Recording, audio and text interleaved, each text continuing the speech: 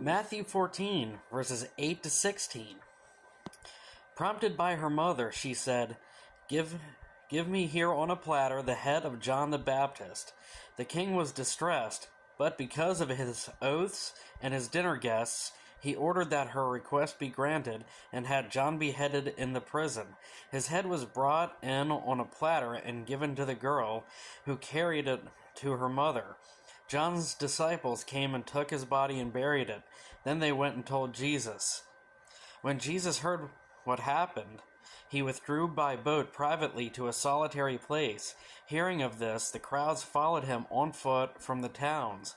When Jesus landed and saw a large crowd, he had compassion on them and healed their sick.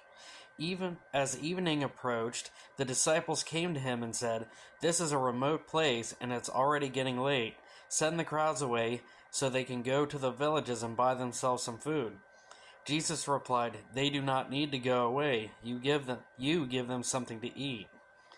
Now, Jesus, although he knew what was going to happen to John, that didn't change the fact that he was still in mourning.